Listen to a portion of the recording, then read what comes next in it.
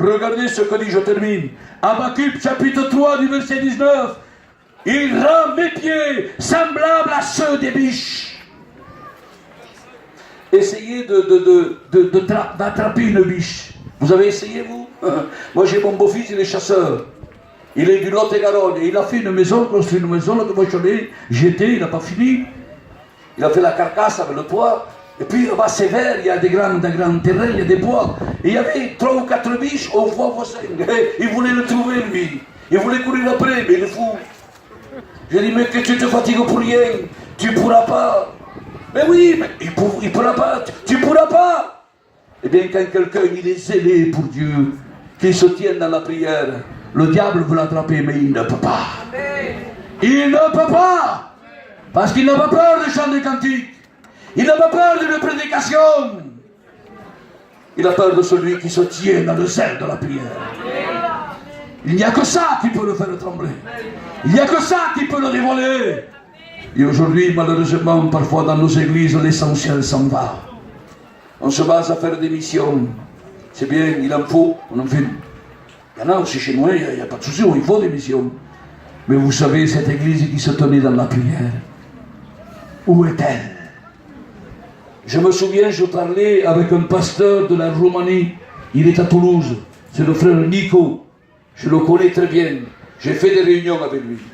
Et il m'expliquait un petit peu l'œuvre de la Roumanie. Pourtant, la Roumanie, c'est la France qui a porté l'évangile. Et il m'a dit, Julien, je suis étonné de vos églises. J'ai dit, mais pourquoi, mon frère? J'étais à Gênes avec ma caravane. Je faisais la saison, vous savez, des fruits. Avec mes enfants, ils étaient petits. Je dis, mais pourquoi, mon frère, tu m'as dit ça? Pourquoi tu es étonné? Je ne comprenais pas, moi. Il me dit, mais quand la réunion se termine, vous fermez la porte à clé et c'est dans 2 jours après. Je dis, oui, c'est comme ça partout. Ah, il dit non, chez nous en Roumanie, c'est pas comme ça. En Roumanie, nos clés des églises, nos portes des églises n'ont pas de clé. On ne la ferme jamais. Parce que la réunion ne se termine jamais. Quand la réunion se termine, il y a des frères qui viennent ici, ils restent la nuit pour prier. Et le matin à 6 h, les autres s'en vont et ils reviennent. Et c'est 7 sur 7. Et c'est 7 sur 7. J'ai dit, mais Nico, c'est un temps ça. C'est une semaine, 15 jours, un passage. Il dit non, c'est toute l'année qui est comme cela. Eh oui. Parce qu'il y a le zèle de l'évangile de fait.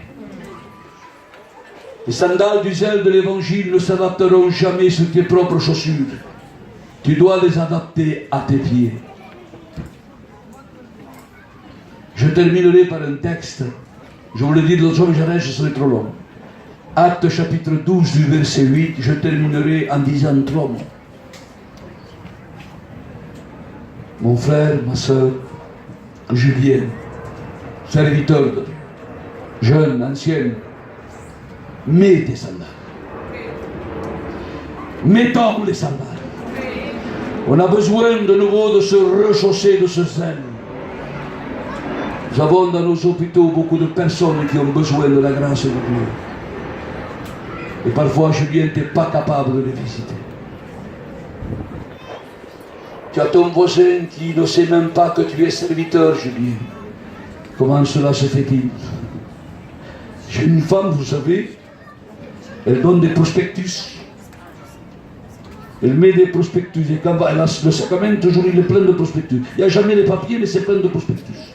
Il n'y a pas la carte d'identité, elle oublie tout, mais c'est plein de prospectus.